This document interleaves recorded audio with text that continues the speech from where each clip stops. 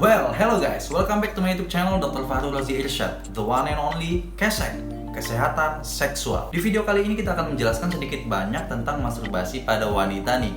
Jadi fokus utama kita di konten kali ini adalah cewek, masturbasi atau coli atau onani pada wanita. Makanya saya pakai hoodie warna pink nih supaya match dengan topik yang akan kita bahas pada malam hari ini. Oh iya, ini malam Jumat ya? Saya baru ingat. Pasti ada di antara kalian yang sedang melakukan masturbasi nih, khususnya cewek-cewek nih. Tapi kalau misalnya sudah menikah, jangan sesekali ngelakuin masturbasi. Ya, kalian bisa ngelakuin itu secara live, secara langsung dengan pasangan kalian masing-masing. Kalian bisa making love dengan suami kalian atau misalnya cowok dengan istrinya, seperti itu. Banyak sekali pertanyaan-pertanyaan yang muncul seputaran masturbasi pada cewek. Contoh, boleh nggak sih ngelakuin masturbasi pada wanita? Atau pertanyaan yang lain, ada nggak sih efek samping atau dampak yang ditimbulkan jika masturbasi pada wanita itu terlalu sering dilakukan? Kalau kata Haji Roma, semua yang berlebihan itu kan dilarang kan ya?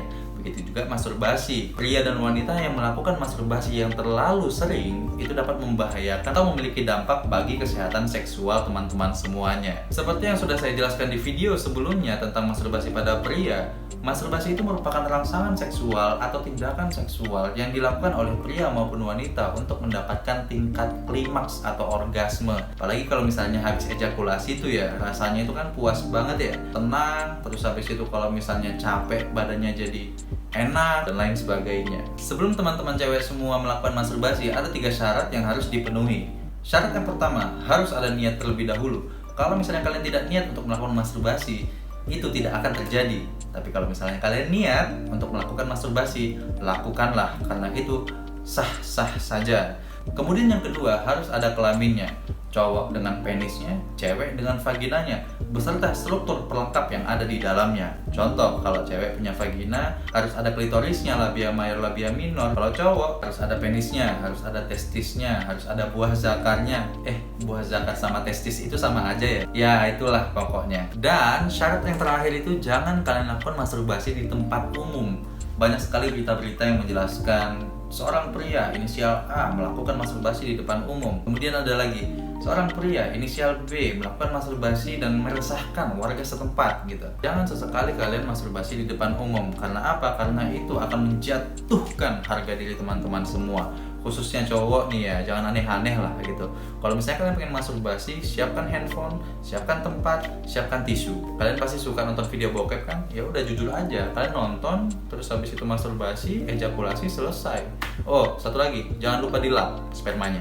3 syarat utama ini harus dipenuhi sebelum kalian melakukan masturbasi. Wow! Terus cara melakukan masturbasi pada cewek itu seperti apa? Ya kalian pasti udah tahu lah.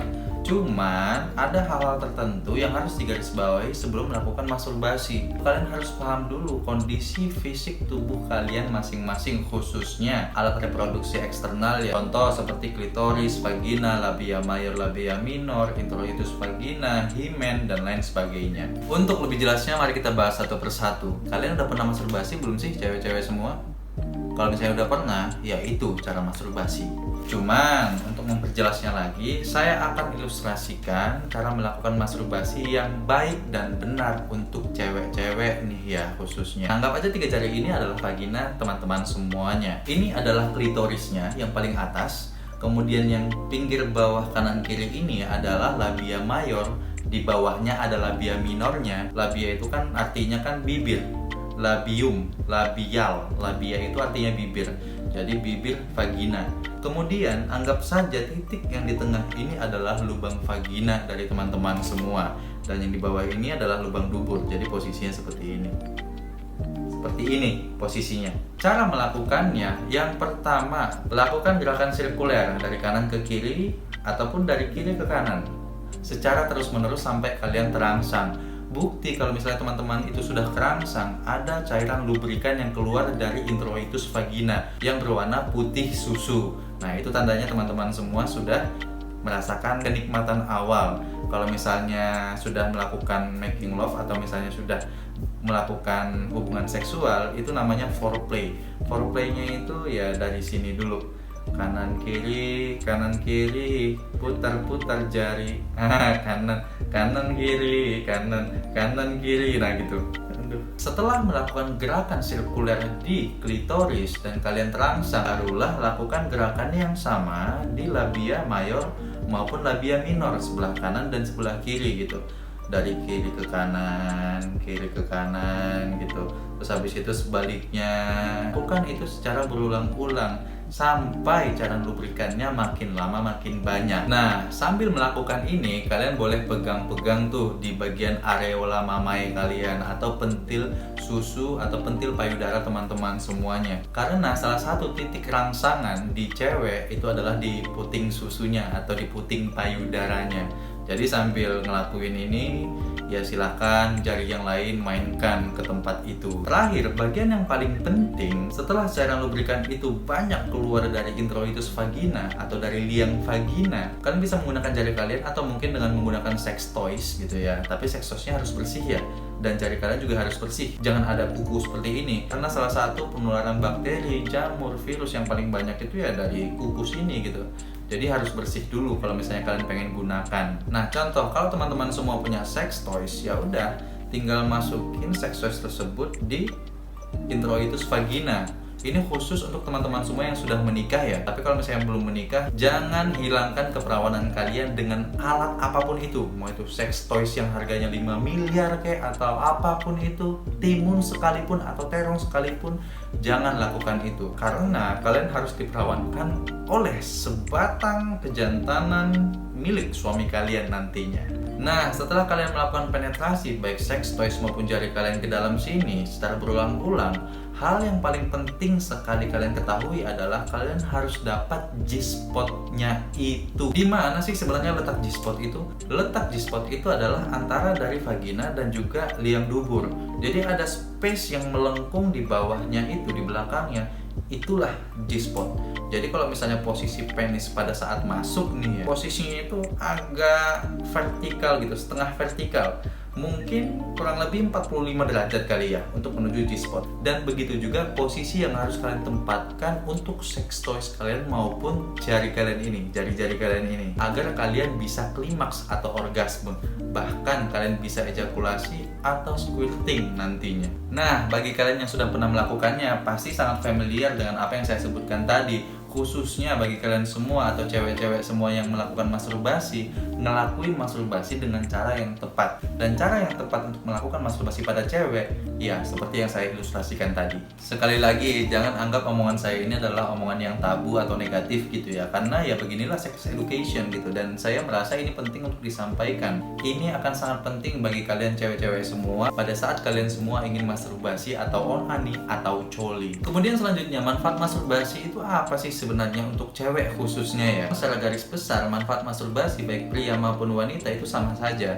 Yang pertama itu menghindari stres. Itu jelas banget ya. Karena apa? Karena pada saat seseorang melakukan masturbasi sampai dia ejakulasi, sampai dia cerot gitu ya. Kalau misalnya cewek mungkin squirting. Nah, itu akan ada rilis dari hormon endorfin dan serotonin yang ada di glandula hipofisis gitu. Jadi, ya merasa senang iya, merasa nyaman iya, merasa bahagia iya. Dan yang paling penting, pasti kalian semua ngerasain kepuasan tersendiri. Kemudian manfaat yang kedua itu memperbaiki kualitas tidur teman-teman semuanya, seperti yang sudah saya jelaskan di video sebelumnya. Selanjutnya, menghindari PMS, penyakit menular seksual. Karena dengan melakukan masturbasi, teman-teman semua akan terhindar dari yang namanya gonta-ganti pasangan. Itu bahaya sekali. Karena penyakit-penyakit menular seksual itu kita tidak tahu dapatnya dari mana gitu ya. Mungkin dapatnya dari cowok yang A atau misalnya cowok yang B gitu. Maka dari itu jangan sesekali kalian gonta-ganti pasangan. Lakukanlah masturbasi kalau misalnya kalian belum punya pasangan seksual. Dan jika kalian sudah punya pasangan seksual, lakukanlah itu setiap hari dengan dia supaya terhindar dari penyakit-penyakit menular seksual. Itu aja. Kemudian manfaat terakhir adalah menghindari CA cervix atau kanker cervix atau kanker dinding rahim. Penyebab utama dari kanker dinding rahim ini adalah HPV atau Human Papilloma Virus yang didapatkan melalui hubungan seksual dengan banyak pasangan seks. Jadi bagi kalian semua, khususnya cewek-cewek nih, jangan sembarangan gonta-ganti pasangan seks. Kalau misalnya kalian sudah rutin melakukan hubungan seks dengan satu cowok, lakukan itu secara terus-menerus dengan dia seumur hidup sampai maut memisahkan kalian semuanya.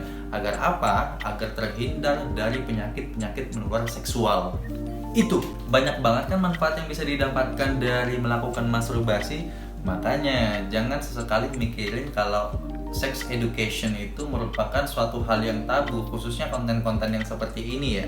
Konten-konten seperti ini bisa menjadi manfaat ke depannya untuk kalian semua jika kalian melakukannya dengan benar pula. Dan boleh banget teman-teman semua sharing video ini ke teman-teman yang lainnya atau ke keluarga gitu. Mereka juga mendapatkan sex education yang baik. Dan harapan kita semua bisa menurunkan angka terjadinya penyakit menular seksual dengan melakukan masturbasi. Di samping masturbasi memiliki manfaat pada wanita, dia juga memiliki dampak atau efek samping jika dilakukan dengan cara yang tidak benar atau melakukan masturbasi yang terlalu sering. Dampak atau efek sampingnya hampir sama pada saat seorang pria melakukan masturbasi yang terlalu sering. Contohnya apa? Yang pertama, akan terjadinya iritasi kulit, di mana iritasi kulit ini akan dapat mengakibatkan infeksi pada alat kelamin kalian semua, khususnya cewek nih. Maka dari itu sebelum melakukan masturbasi, hal yang paling penting kalian lakukan adalah gunting kuku dulu, karena di sini kan banyak bakterinya, mungkin ada virus, jamur, dan lain sebagainya. Jadi biar higienis pada saat kalian melakukan masturbasi, kalian harus gunting kuku dulu, dicuci dulu, disabun dulu, kemudian lakukanlah masturbasi sesuka hati kalian. Selanjutnya, untuk kalian yang menggunakan sex toys untuk melakukan masturbasi, jangan lupa sex toysnya juga harus disterilisasi ya. Dicuci pakai sabun bisa, sterilisasi pakai alkohol juga bisa gitu.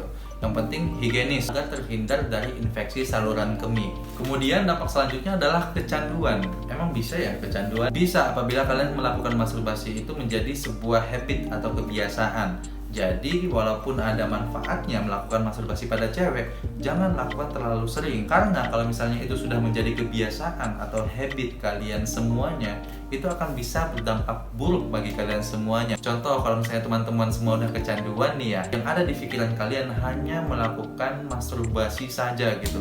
Jadi aktivitasnya terganggu, kerjaannya terganggu, dan lain sebagainya. Makanya jangan sampai terlalu sering melakukan masturbasi atau onani. Ya kira-kira begitulah ya tentang masturbasi pada cewek. Mungkin kalau misalnya ada pertanyaan atau yang kurang jelas dari teman-teman semua, silahkan DM Instagram saya atau komen nih di bawah, atau bisa aja kirim email ke saya. Nanti bisa saya jawab melalui video bisa, atau melalui DM Instagram teman-teman semua juga bisa. Oke, cukup sekian dari saya, dan tetap jaga kesehatan seksual teman-teman semuanya. Jangan lupa subscribe, like, dan juga komen di video ini kalau misalnya teman-teman suka, dan jangan lupa dibagikan jika merasa penting informasi ini untuk dibagikan ke teman-teman yang lainnya. Selalu jaga kesehatan dan sayangi masa depan kalian semuanya. Bye.